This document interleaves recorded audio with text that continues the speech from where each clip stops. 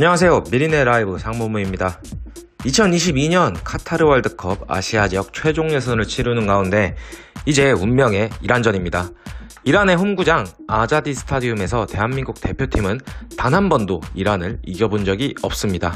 사실 손흥민 선수를 보유하고 있는 대한민국 축구 국가대표팀이지만 엄밀히 따지면 대한민국은 이란보다 한 수 위라고 보긴 힘들죠. 피파 랭킹만 따져봐도 이란은 한국보다 무려 14단계나 높습니다.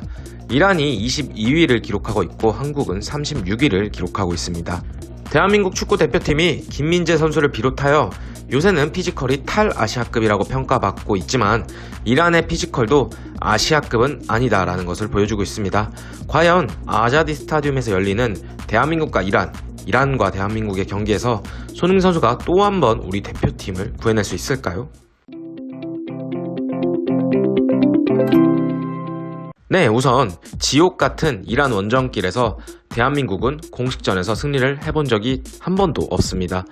피파 랭킹이 말해주듯 솔직히 이란 원정에서는 비기기만 해도 성공이라고 볼 수 있습니다.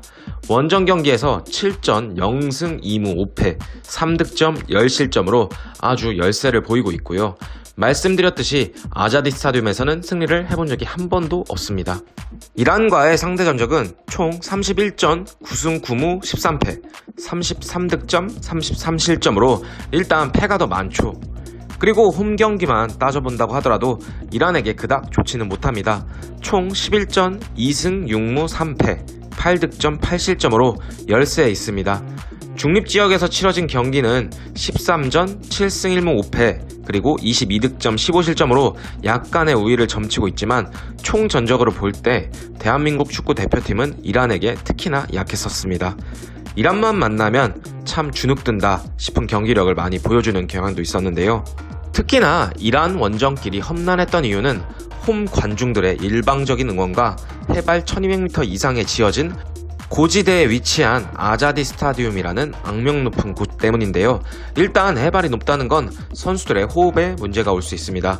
해발이 높으면 상대적으로 해발이 낮은 지역보다 산소가 부족하기 때문에 격렬한 운동으로 꼽히는 축구의 경우 고지대에서의 적응에 따라 그날 경기의 승부가 달라지게 됩니다.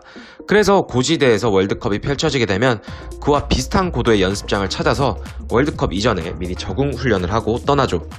하지만 이란 원정길에서는 거의 대부분 리그 중간에 A매치 데이가 껴서 이란과의 경기가 펼쳐지기 때문에 대한민국 대표팀이 중간에 고지대 적응 훈련을 한다라는 이런 상황이 벌어지기가 어렵습니다. 이 때문에 대한민국 대표팀이 상대적으로 아자디 스타디움에서 좋지 못한 결과를 가져왔었을 수도 있습니다. 그리고 또한 아자디 스타디움에서는 홈 관중들의 일방적인 응원도 있기 때문에 한국 대표팀이 맥을 못 추는 몫을 했을 텐데요.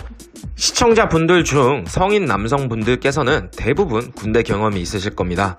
여러분, 군대에서 위문 공연이 왔을 때 남성들의 목소리만으로 뽑아내는 그 육성이 얼마나 위압감이 높습니까? 대한민국 대표팀이 아자디 스타디움에서 경기를 펼칠 때 일방적으로 이란을 응원하는 남성들의 떼창 속에서 경기를 펼쳤을 것입니다. 이란은 상대적으로 남성을 중시하는 가부장적 사회 문화를 갖고 있기 때문이라고 하는데요. 이 부분은 저도 정확하게 이란 역사를 아는 부분이 아니기 때문에 넘어가도록 하겠습니다. 아무튼 남자들의 응원 소리가 많다고 합니다. 하지만 이번 한국의 월드컵 최종 예선 4차전은 무관중 경기로 진행한다고 이란 축구협회에서 발표를 했습니다. 아자디 스타디움의 관객 수용 인원이 총 8만 명, 입석까지 포함한다면 10만 명까지 받을 수 있다고 하나 이번 코로나 사태 때문에 무관중 경기로 열리게 된다면 대한민국 대표팀 입장에선 땡큐죠. 이란 당국은 당초 코로나19 백신 접종 완료자에 한해 1만여 명을 입장시킬 계획이었으나 피파의 승인을 받지 못해 무관중 경기가 결정되었다고 합니다. 여기에 이번 경기에서는 VAR까지 운영되지 않을 예정이라고 하는데요. 국제사회의 제재를 받아온 이란이 반입한 비디오 판독 시스템을 아시아 축구연맹 AFC에서 승인을 하지 않아 한국과 이란전은 다른 최종 예선 경기와 달리 VAR을 운영하지 않는다고 합니다. 이란의 홈 경기이기 때문에 이란의 관중이 안 들어온다는 것은 분명 우리 대표팀의 좋은 점일 것입니다. 다만 VAR은 경기를 해봐야 알 것 같네요.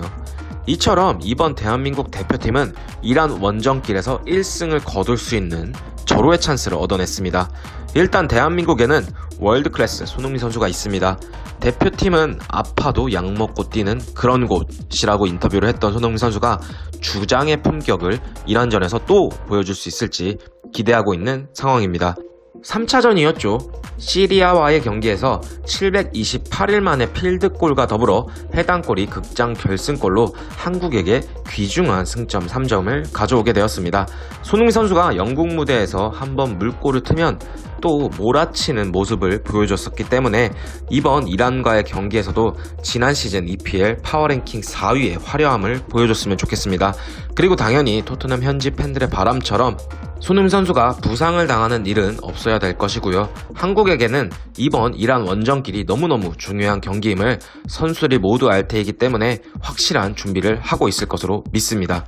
그리고 황희찬 선수도 A대표팀 합류 직전 보여줬던 물오른 골 감각을 대표팀에서도 골로 화답할 수 있었으면 좋겠습니다. 지난 프리미어리그 7라운드 이후 우리 손흥민 선수와 황희찬 선수가 EPL 2주의 팀에 당당히 동시에 이름을 올렸었고, 황희찬 선수는 울브스에서 가장 많은 골을 기록하고 있기도 합니다. 물론 손흥민 선수도 마찬가지로 토트넘 팀 내에서 가장 많은 골을 기록하고 있습니다. 이런 두 선수이기 때문에 시너지 효과를 톡톡히 보았으면 하는 마음입니다. 그리고 지난 라운드 2주의 팀과 더불어 황희찬 선수는 당당히 EPL 파워랭킹 7위에도 이름을 올렸습니다. 왼쪽에 쏜, 오른쪽에 황소, 그리고 보르도에서 또한 골을 가장 많이 넣고 있는 우리 비드조 선수. 이번 이란전에서는 한 건 해줬으면 하는 마음입니다. 내친 김에 이란 잡고 월드컵 최종 예선 A조 1위로 올라갔으면 하네요. 사실 월드컵 최종 예선 1차전이었던 이라크전에서 대표팀이 비기지 않고 가볍게 승리를 가져왔었으면 지금보단 좋은 상황이었을 텐데, 이런 상황에서 이란이 이라크, UAE, 시리아를 모두 잡으며 차라리 대한민국 대표팀에겐 잘된 상황으로 이란의 독주 체제입니다. 이런 상황에서 한국 대표팀이 이란을 원정길에서 잡아내게 되면 당연히 각조 2위까지 월드컵에 직행하게 되는 최종 예선에서 아주 유리한 위치를 점할 수 있을 것입니다. 하지만 이란 대표팀도 만만치는 않아요. 이란 대표팀에는 유럽파 선수들이 다수 포함되어 있습니다. 공격수만 보면 FC 포르투에서 뛰고 있는 메흐디 타레미, FC 제니티에서 뛰고 있는 사르다르 아주문, 그리고 페예노르트 소속의 알리레자 자한바크슈 등 유럽 무대에서 철저히 검증된 선수들이 대표팀의 주전을 맡고 있고, 이 선수들을 상당히 경계해야 할 것입니다. 하지만 앞서 말씀드렸듯이 우리도 EPL 최고의 공격수들과 황의조를 보유하고 있으며, 지난 경기에서는 황인범 선수도 각성 모드로 보여줬듯이 한국 대표팀이 이란 대표팀보다 피파 랭킹이 14단계 낮다곤 하나 이제는 아자디 스타디움에서 한번 이길 때가 되지 않았나 싶습니다. 대한민국 대표팀 이란 원정길 승리 한번 해봅시다. 여태까지 미리네 라이브였습니다.